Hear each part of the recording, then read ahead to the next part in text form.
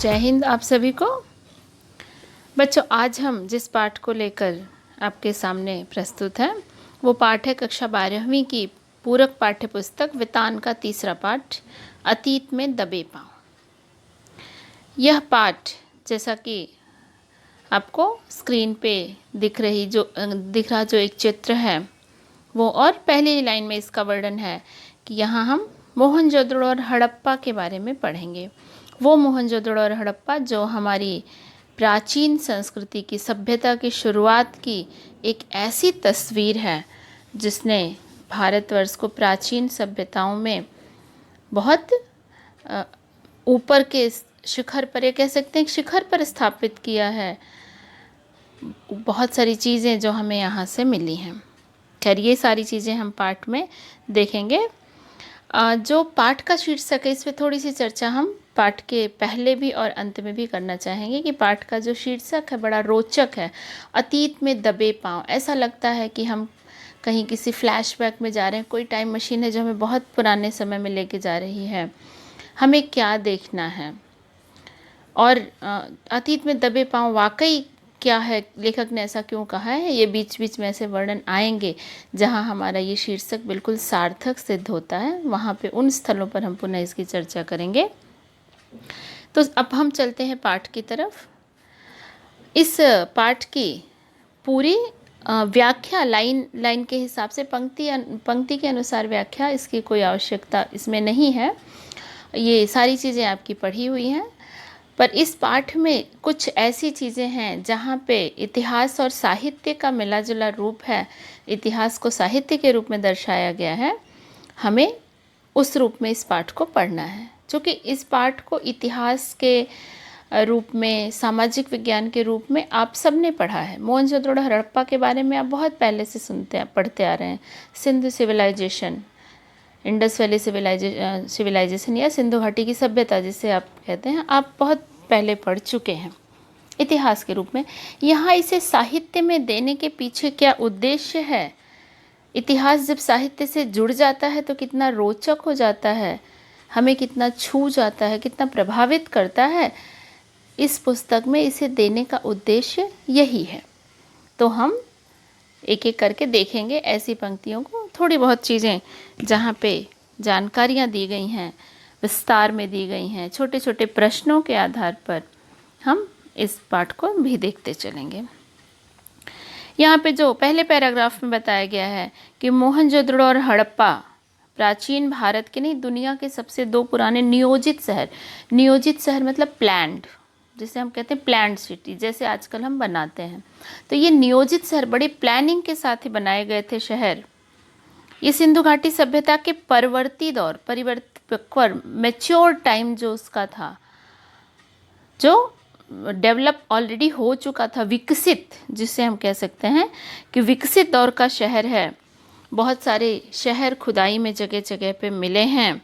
मोहनजोदड़ो ताम्रकाल के शहरों में, ताम्रकाल जिसे कॉपर एज, तांबा वाला समय, कि जब तांबे की खोज तब तक हो चुकी थी, उस आधार पर बांटा गया। आपने अगर एंशिएंट हिस्ट्री पढ़ी होगी तो ये बहुत सारे हमें भाग मिलते हैं, कौन सा पाषाण युग, पुरा पाषाण युग, इस तरह के।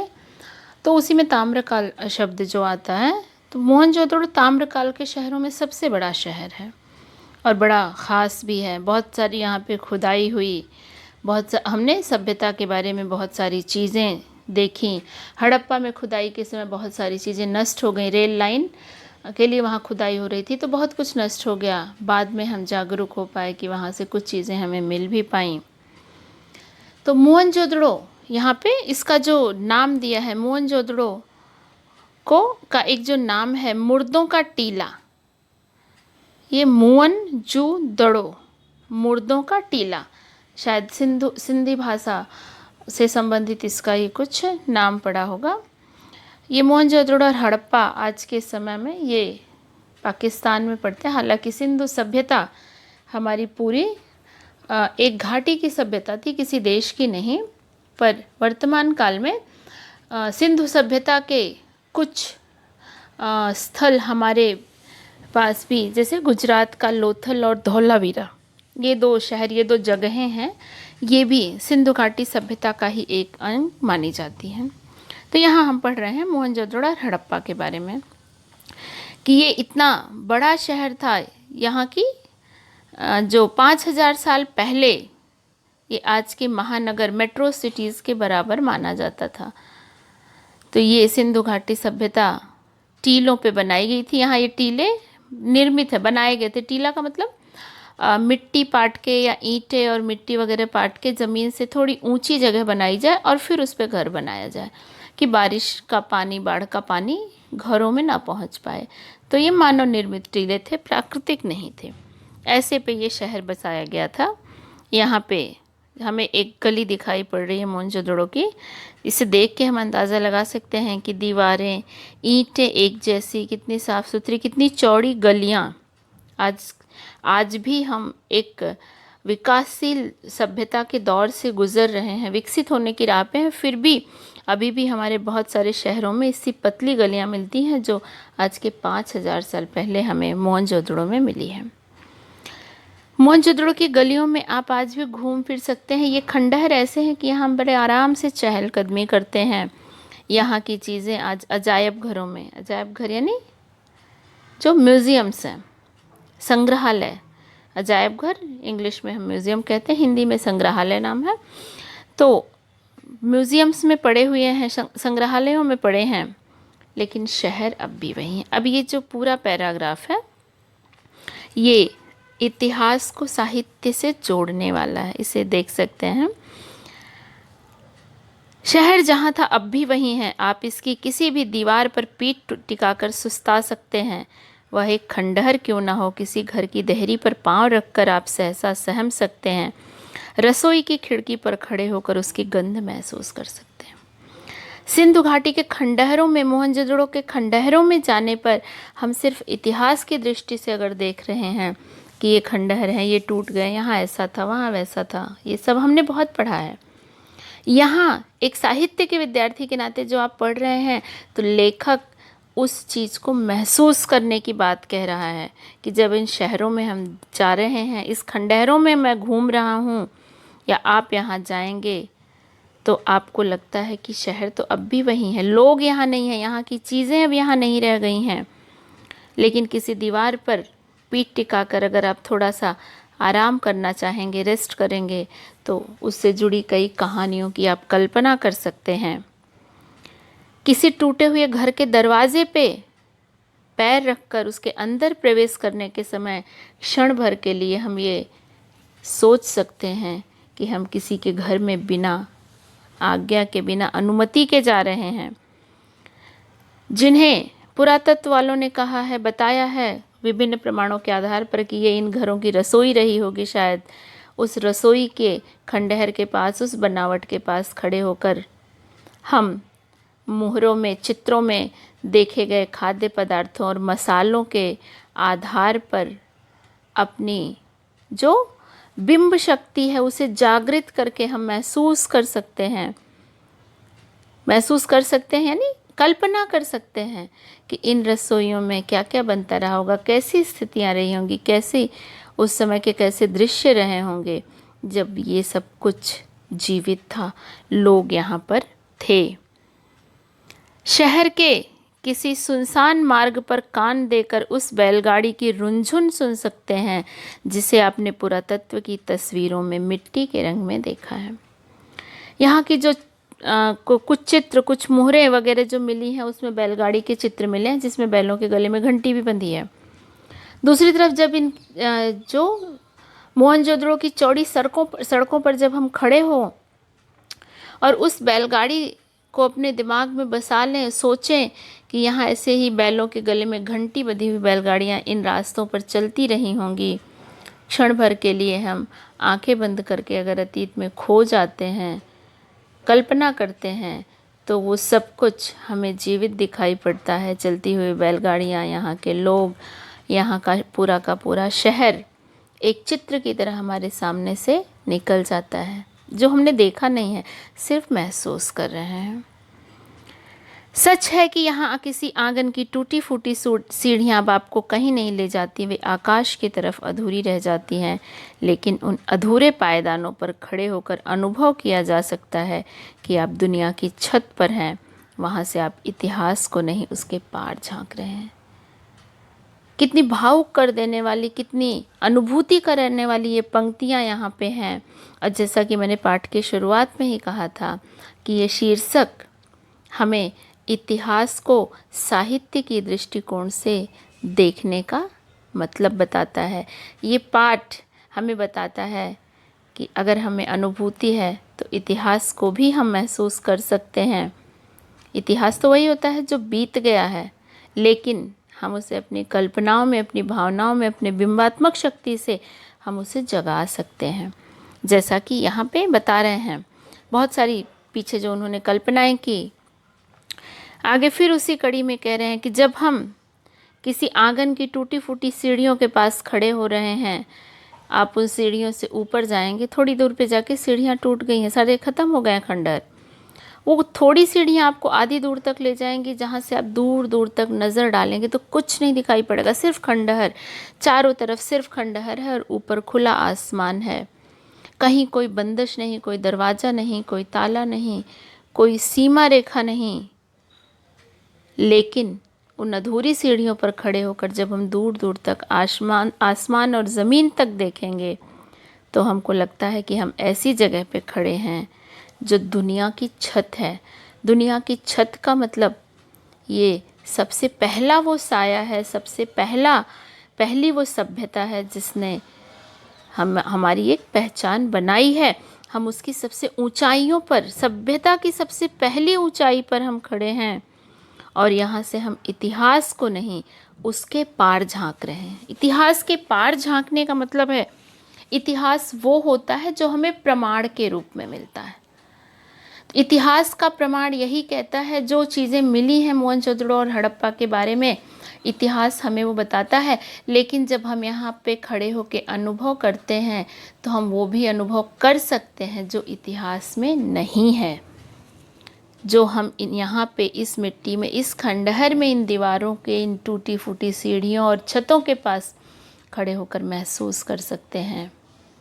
वो हमें इतिहास से भी बहुत पीछे ले जा सकता है अगर हम थोड़ी सी भावुकता के साथ, थोड़ी सी कल्पना के साथ इस चीज़ को अनुभव करना चाहें तो ये पूरा पैराग्राफ बच्चों बड़ा महत्वपूर्ण है। इस पाठ का जो सार्थकता है इसे बताने के लिए कि इतिहास को साहित्य की दृष्टिकोण से देखा जाए तो वो कितना अनुभूति परक होता है, कितना भावुक होता है। आगे फिर हम देखते हैं। अब इस पाठ में इसके बाद एक एक करके यहाँ की जो वास्तुकला है, बौद्ध स्तूप के बारे में बताया गया है कि किस प्रकार ये बौद्ध स्तूप उस समय का नहीं है, 26 सदी, लगभग 2600 साल पहले बना हुआ है। सिंधु सभ्यता लगभग 4000-5000 साल पुरानी मानी जाती है। तो ये कहा जा सकता है कि ये बौद्ध स्तूप जो है आधी सभ्यता के आधे बीत जाने के समय के बाद है। लेकिन ये भी 2500-2600 साल पुरानी चीज़ भी हमें बहुत कुछ बताती है, अनुभव कराती है। 1922 में राखालदास बनर्जी ने यहाँ पे जो राखालदास बनर्जी यहाँ पे आए थे वो उसी स्तूप की खोज में आए थे। और जब यहाँ खुदाई शुरू हुई तो इल्हाम का मतलब उन्हें ज्ञान हुआ कि यहाँ ईसा पूर्व के निशान हैं, कि इस स्तूप के पास तो और भी पुरानी चीज़ें हैं। और उसके बाद भारतीय पुरातत्व सर्वेक्षण के महानिदेशक जॉन मार्शल के निर्देश पर खुदाई का अभियान शुरू हुआ। तो ये एक आपका प्रश्न बनता है कि मोहनजोदड़ो में खुदाई कब शुरू हुई? 1922 में। महानिदेशक कौन था? John Marshall. और धीरे धीरे ये खुदाई भारत को पुरानी सभ्यताओं की श्रेणी में एक उच्च स्थान पर लाकर खड़ा किया, क्योंकि सिंधु घाटी सभ्यता की जो बहुत सारी चीज़ें हमें मिली हैं, बड़ी विकसित सभ्यता के रूप यहाँ मिले हैं। इसके साथ एक ही हम कह सकते हैं दोष या इसका ड्रॉबैक अभी तक जो रहा है कि यहाँ की लिपि नहीं पढ़ी जा सकी है, इसलिए बहुत सारी चीज़ें अभी अज्ञेय हैं, हमारे लिए नहीं जान पाए हैं। लेकिन जितनी जानी और समझी गई हैं, उस आधार पर भी सिंधु घाटी सभ्यता दुनिया की प्राचीन सभ्यताओं में एक विकसित, सुनियोजित और बड़ी श्रेष्ठ मानी गई है। यहाँ फिर आगे चल के, जो कि लेखक ने इसे एक यात्रा वर्णन के रूप में भी हमें बताया है, हमें इन चीज़ों को अनुभव कराना चाहते हैं, तो वो अपने रास्ते के पहुंचने के सारे तरीकों का वर्णन करते हैं कि किस प्रकार हम पहले स्तूप पर गए। ये स्तूप जिसे नागर भारत का, सभ्य भारत का सबसे पुराना लैंडस्केप कहा गया है, बड़ा अच्छा है। न आकाश बदला है न धरती, ना जाने कितनी सभ्यताएं, इतिहास और कहानियां बदल गईं।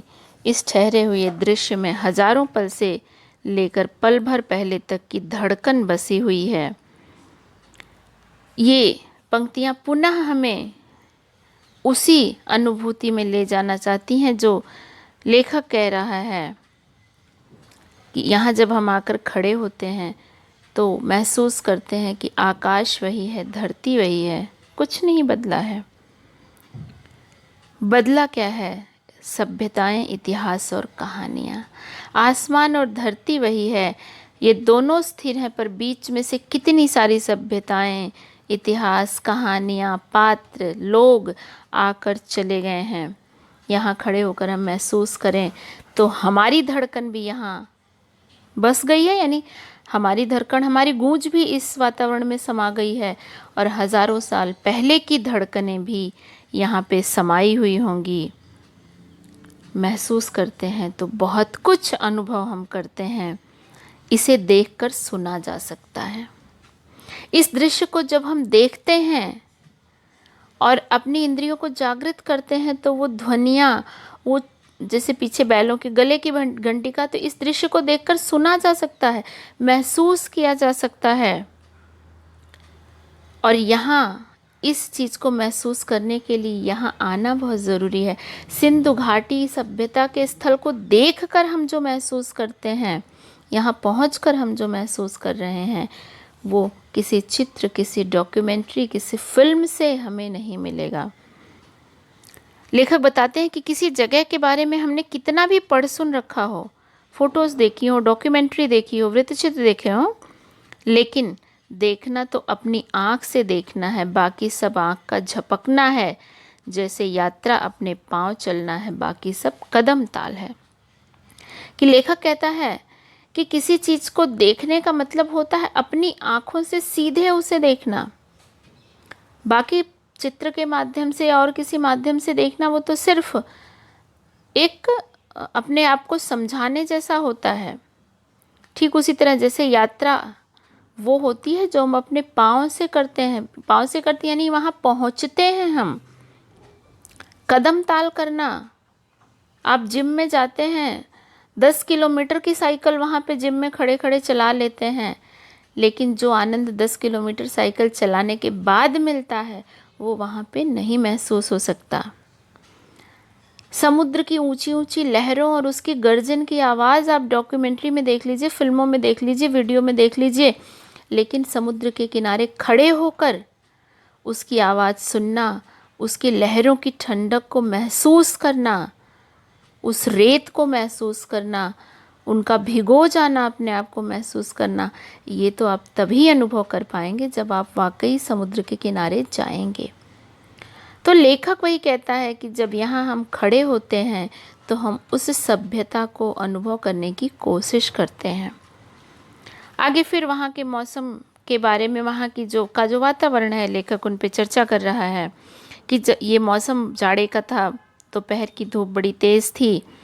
यहाँ की धूप जो है राजस्थान से मिलती जुलती, यहाँ का इलाका राजस्थान से मिलता जुलता है, लेकिन यहाँ पे रेत नहीं है, एक हरियाली, एक ऐसा अनुभव होता है कि जैसे यहाँ पे बहुत ज़्यादा एक अच्छा प्लेजेंट मौसम है, अच्छा खुशनुमा वातावरण यहाँ का है। यहाँ की धूप यहाँ की धूप चौंधी आती है, यानी धूप बड़ी तेज़ है, राजस्थान की धूप जैसी नहीं है। तो ये सारी चीज़ें इसके बारे में एक के बाद एक बताते हैं कि इन दृश्यों को हम बार बार देख रहे थे, ऐसा लग रहा था मन में हमेशा के लिए ये बस जा रही हैं।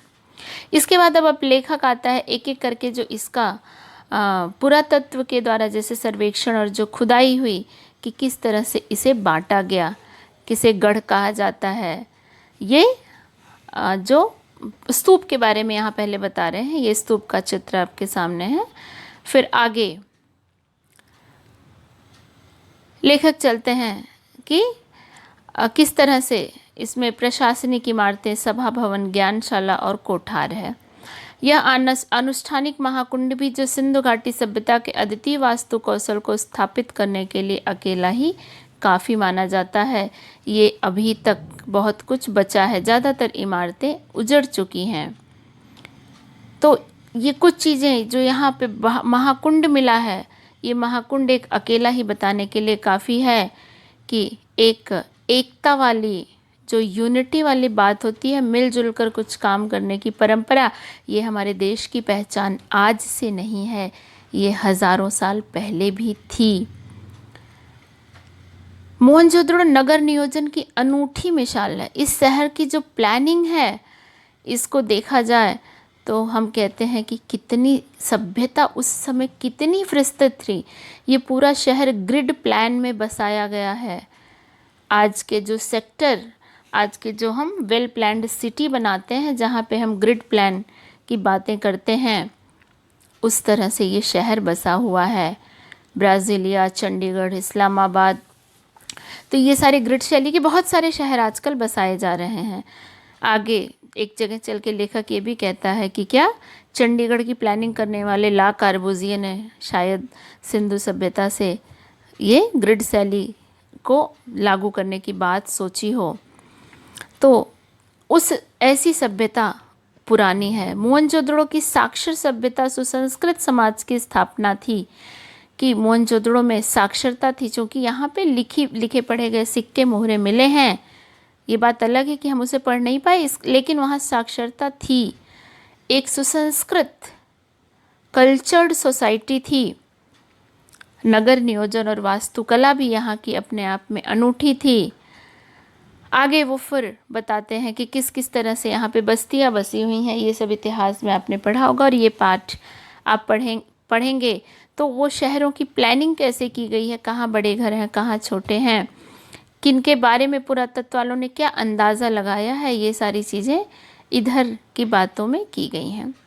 फिर वो किस तरह से उस चीज़ में घूम रहे हैं, महाकुंड के पास जाते हैं, वहाँ पे क्या क्या चीज़ें हैं, लोगों ने, पुरातत्व वाले जो लोग थे उन्होंने उसको क्या नाम दिया है, किस आधार पर दिया है, ये सारी चीज़ें यहाँ पे बता रहे हैं। ये एक महाकुंड की यहाँ बड़ी चर्चा इसमें सिंधु घाटी सभ्यता में होती है कि ये महाकुंड, जहाँ शायद सामूहिक स्नान या कोई अनुष्ठान होता रहा होगा, बड़ा लंबा चौड़ा,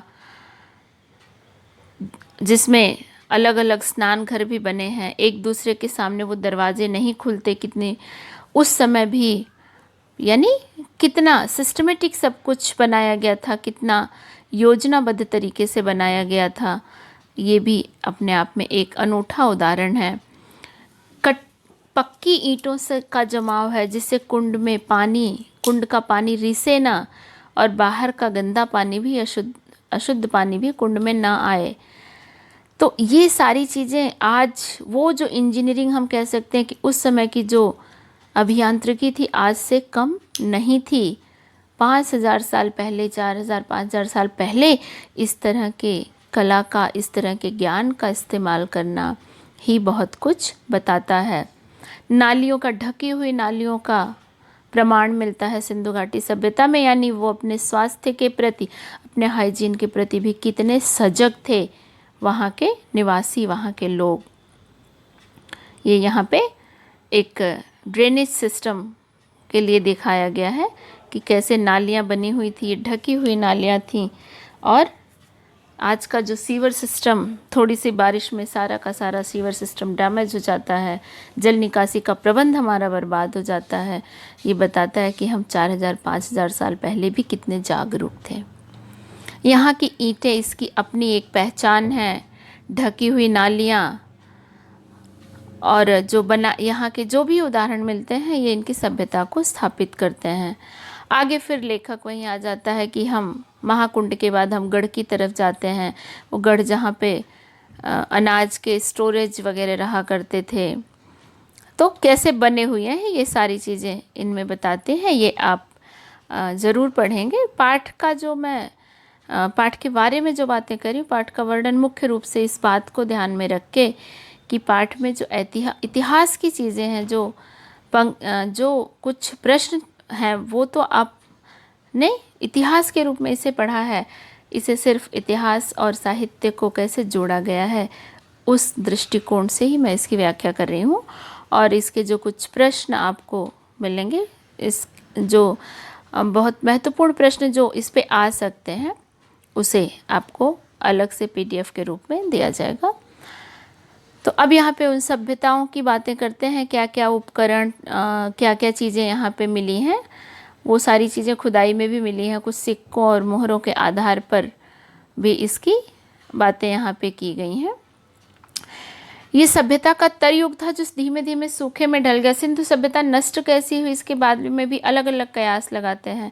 कुछ लोग कहते हैं कि पानी का बहुत ज़्यादा, जल का दोहन, जल का बहुत ज़्यादा प्रयोग करने के कारण यहाँ जल की कमी हो गई और सूखे से नष्ट हो गई। कुछ लोग कहते हैं कि ये बाढ़ से नष्ट हो गई। तो चूँकि बहुत अलग अलग मत हैं, ज़्यादातर लोगों का ही मानना है कि सूखे से नष्ट हो गई। यहाँ कौन कौन सी फसलें होती थीं, किस प्रकार की चीज़ें यहाँ पे थीं, कपड़े की रंगाई, कताई, बुनाई, ये सारी चीज़ें यहाँ पे होती थीं, उन सब की चर्चा यहाँ लेखक ने की है।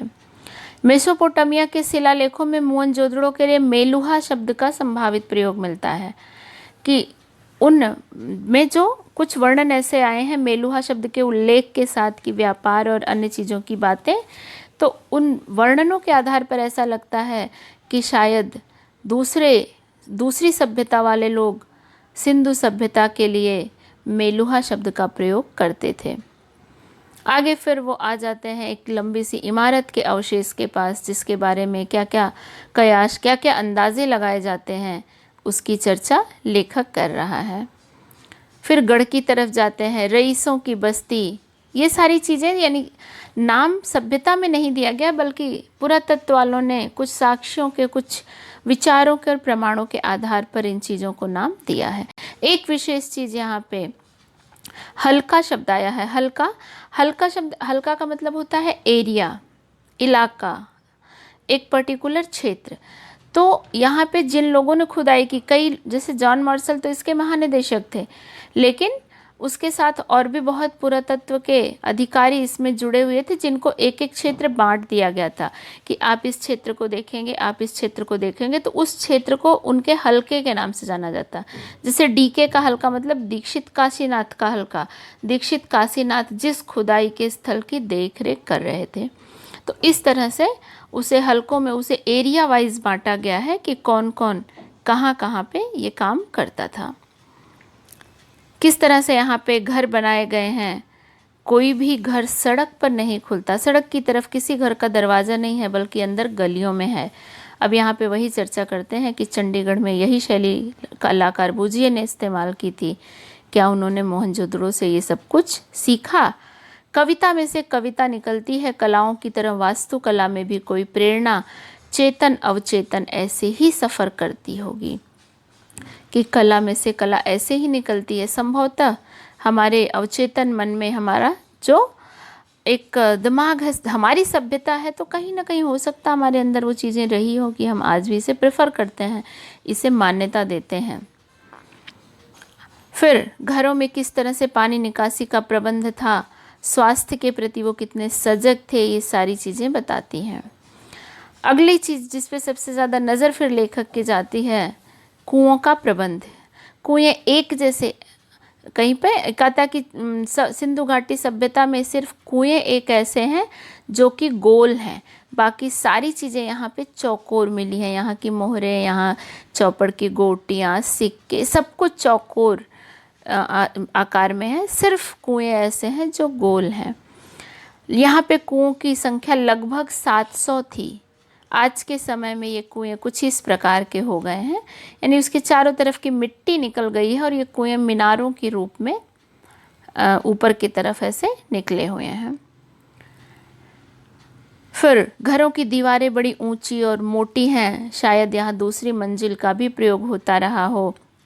ये सारी चीज़ें फिर बताते हैं। वहाँ की जो वास्तुकला है, यहाँ पे कुम्हार का काम भी शायद होता रहा होगा। रंगाई के तो हमें प्रमाण भी मिलते हैं। जो कुछ बड़े घर हैं उसके लिए अंदाज़ा पुरातत्व वाले लगाते हैं कि शायद मुखिया के घर रहे होंगे। इसमें छोटे छोटे छोटे कमरे भी हैं जो शायद नौकरों के लिए, सेवकों के लिए वहाँ पे बनाए गए होंगे। याजक नरेश की एक मूर्ति, ये याजक नरेश की मूर्ति भी, इस पे भी थोड़ी सी चर्चा करने के लायक है कि ये याजक नरेश तो कहा गया, पर यहाँ पे यानी उसका कोई ये रूप नहीं है कि मतलब हाँ यहाँ पे राजा का या किसी ऐसे मुखिया का रूप नहीं मिलता है कि बहुत बड़ा राजा हो, बहुत बड़ा धर्मगुरु हो। तो इस तरह से तो ये जो याजक नरेश की मिली कि छोटा सा सिर पे मुकुट है और यज्ञ कर रहा है, तो संभवतः ये मुखिया उस क्षेत्र का या उस जगह का माना जाता रहा होगा। नर्तकी की मूर्ति जो यहाँ की बड़ी प्रसिद्ध मूर्तियों में से है, पुरातत्व मार्टिमर व्हीलर ने कहा था कि संसार में इसके जोड़ की दूसरी मूर्ति पुरानी सभ्यताओं में से आज तक नहीं मिली। ये दिल्ली के नेशनल म्यूजियम में रखी हुई है। इन्हीं चीज़ों के साथ करते हुए ये रंगाई का जो एरिया माना जाता है कि यहाँ रंगाई होती रही होगी, कुएं, चौकोर आकार, ये सारी चीज़ें समझ में हमें समझाने की बात, हमें बताने की कोशिश की है लेखक ने कि कैसे घर हैं। सीढ़ियों के अभी कोई साक्ष्य नहीं मिलते, लेकिन शायद सीढ़ियाँ और ऊपर के कमरे भी बनते रहे होंगे। यहाँ पे खिड़की या दरवाज़ों पर छज्जों के चिन्ह नहीं हैं।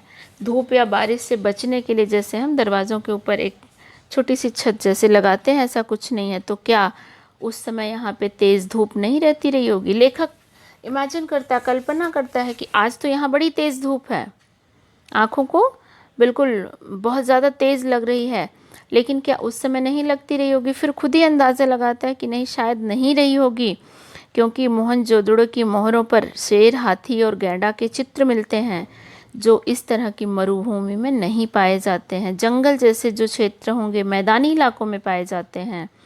तो शायद सिंधु घाटी सभ्यता पहले ऐसी ही रही होगी।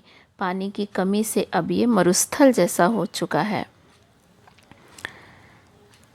लेखक कहता है कुछ रोज बड़ी तेज हवा चल रही थी और हवा जब इन खंडहरों से गुजर रही थी तो उनमें से भी एक आवाज़ आ रही थी। उन खंडहरों की भी अपनी एक धुन हमें सुनाई पड़ रही थी।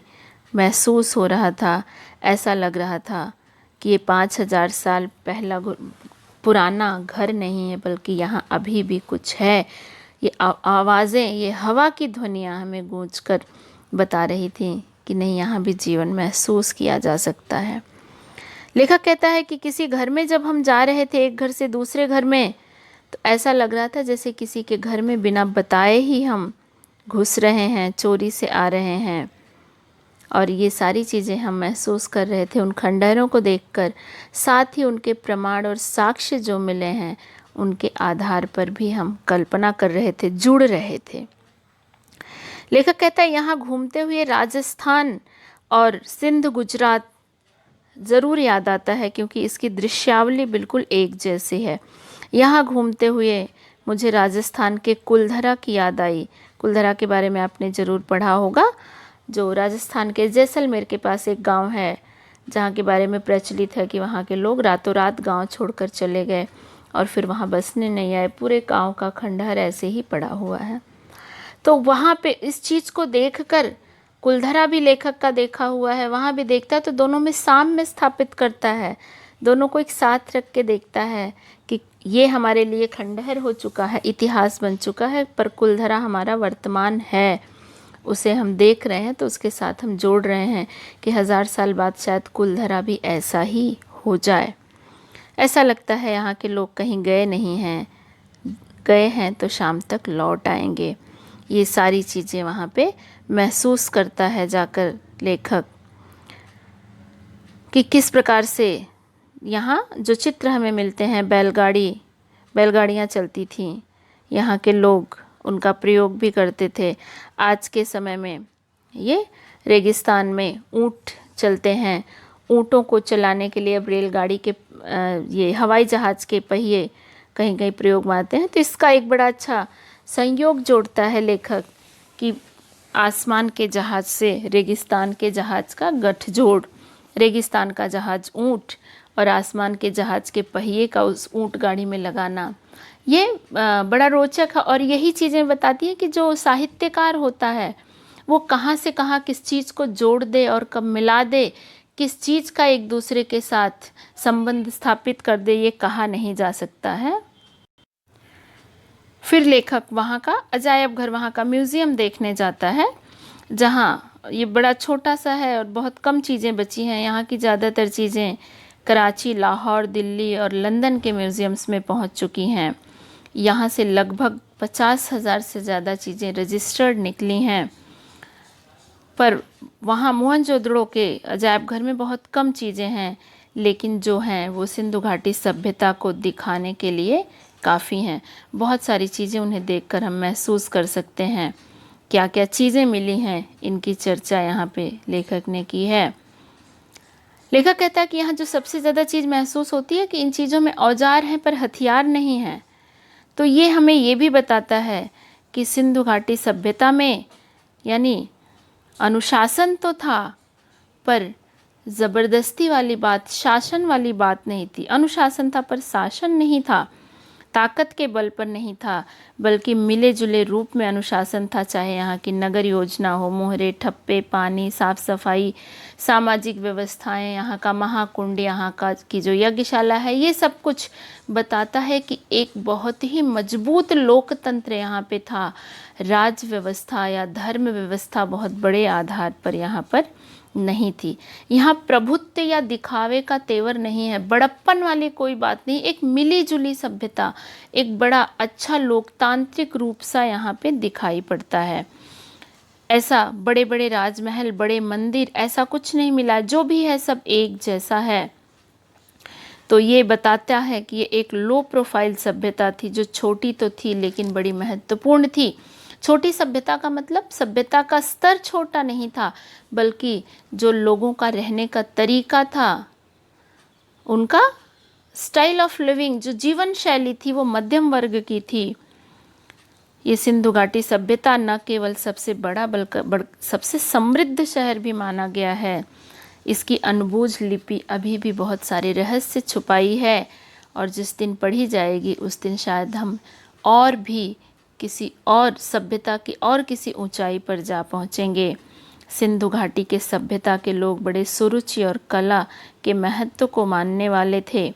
जो चीज़ें यहाँ मिली हैं, ये तरह तरह के उदाहरणों के माध्यम से इसे स्पष्ट करते हैं कि सिंधु सभ्यता की जो खूबी है, उसका सौंदर्य बोध है, ये राज पोषित या धर्म पोषित ना होकर समाज पोषित था।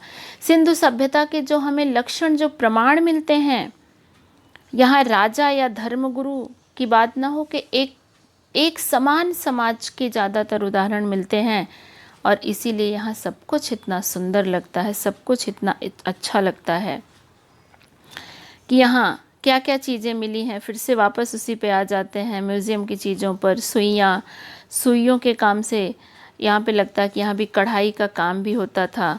यहाँ राजा के बदन पे जो कपड़ा मिला है, गुलकारी वाला दुशाला, ये अजरक, आज भी आपको अजरक एक विशेष प्रिंट होता है। आप आज भी अगर कच्छ क्षेत्र में जाएंगे तो अभी भी ये अजरक आपको वहाँ पे मिलता है। बड़ा प्रसिद्ध वस्त्र है, बहुत नरम कपड़े का, सूती कपड़े का, कॉटन कपड़ा होता है, और उसका विशेष एक अपना प्रिंट होता है अजरक, जिसके बारे में कहा जाता था कि पहले यहाँ के राजा इसे धारण करते थे, और ये राजा सिंधु सभ्यता तक से इसके प्रमाण मिलते हैं। इस तरह की चीज़ें मिलती हैं। तो ये सारी चीज़ें इनका वर्णन करता है लेखक, बहुत सारी बताता है बातें, और अंत में कहता है कि जो चीज़ें अब तक मिल गई हैं, और कुछ मिलने की संभावना नहीं है, क्योंकि मोहनजोदड़ो में अब खुदाई बंद कर दी गई है। सिंधु के पानी के रिसाव से क्षार और दलदल की समस्या, नीचे जितना नीचे खुदाई हो रही थी वो ज़मीन दलदली होती जा रही थी, तो खुदाई बंद कर दी गई है। तो हमें अब और कुछ तो नहीं मिलेगा, लेकिन जो है हमारे पास उसे बचा कर रखना ही हमारी बहुत बड़ी ड्यूटी है, हमारा कर्तव्य है, क्योंकि ये हमारी पहली और विशिष्ट सभ्यता की एक बहुत बड़ी निशानी है। तो इस पाठ के माध्यम से जो लेखक हमें बहुत सारी चीज़ों के साथ मुख्य रूप से ये बताना चाहता है कि हम अपनी पुरानी सभ्यताओं को सिर्फ चित्रों में और डॉक्यूमेंट्री में, फिल्मों में ना देखें, उन्हें देखें, महसूस करें और उन्हें बचाने का भरपूर प्रयास भी करें। जो नष्ट हो चुका है उसे तो हम ला नहीं सकते, लेकिन जो बचा है उसे बचाना हमारा कर्तव्य है।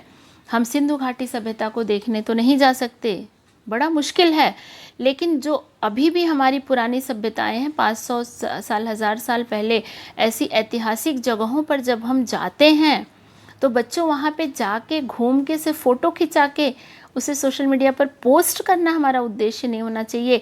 उन चीज़ों को देखो, उन्हें महसूस करें, उनसे जुड़ी हुई कहानियों को जानिए और उन किलों में, उन मीनारों में, उन महलों में घूमते हुए आप उस चीज़ को महसूस कर सकते हैं, जी सकते हैं कि यहाँ पे क्या रहा होगा, कैसी कहानियाँ रही होंगी। कभी चित्तौड़ जाइए तो राणा प्रताप के महलों में आप जाने के बाद उसे महसूस कीजिए कि वाकई यहाँ पे क्या रहा होगा।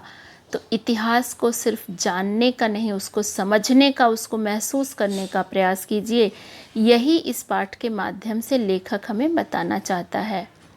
इतिहास को पढ़ना काफ़ी नहीं है, उसे महसूस करना, उसे जीना और उससे कुछ सीख लेना, ये हमारे लिए बड़ा ज़रूरी है और बहुत आने वाले समय के लिए बहुत आवश्यक भी है कि हम अपनी चीज़ों पे गर्व कर सकें। तो इसी के साथ ये पाठ मैं समाप्त करती हूँ, पुनः उसी के साथ कि लेखक जो शीर्षक देता है, अतीत में दबे पाँव। अपने अतीत की चीज़ों को जब हम देखें तो दबे पाँव यानी वहाँ पे खड़े होकर हम इमेजिन करके, कल्पना करके उस समय में जानने की, उस समय को अनुभव करने की कोशिश करते हैं। यही इस पाठ को हिंदी के अंतर्गत देने का मुख्य उद्देश्य है। इतिहास के रूप में हमने बहुत पढ़ा है, लेकिन साहित्य के माध्यम से इसका यही रूप है। तो ये पाठ अब मैं यहीं पे समाप्त करती हूँ और इससे जुड़े जो कुछ छोटे छोटे प्रश्न बनेंगे, इस पे जो प्रश्न पहले पूछे जाते थे, एक आपके मूल्यपरक प्रश्न पूछे जाते थे, जिसके बहुत सारी चीज़ें यहाँ पे आई, जिसे मैंने विशेष रूप से व्याख्या की मूल्यपरक प्रश्नों की, कि हम कैसे इतिहास को महसूस कर सकते हैं, अतीत में दबे पाँव की सार्थकता क्या है, ऐसा क्यों कहता है। ये सारे मूल्यपरक प्रश्न आते हैं जो बड़े बड़े आपको व्याख्या के रूप में लिखने होते हैं। लेकिन जो छोटे छोटे प्रश्न इस पे बनेंगे, वस्तुनिष्ठ तरह बहुविकल्पीय प्रश्न जो बनेंगे, ऐसे छोटे छोटे प्रश्नों को या उन बिंदुओं को मैं एक PDF के माध्यम से इस पाठ के साथ अटैच करूँगी, जिससे आपको सहायता मिलेगी। तो इसी के साथ बच्चों ये पाठ समाप्त होता है। धन्यवाद।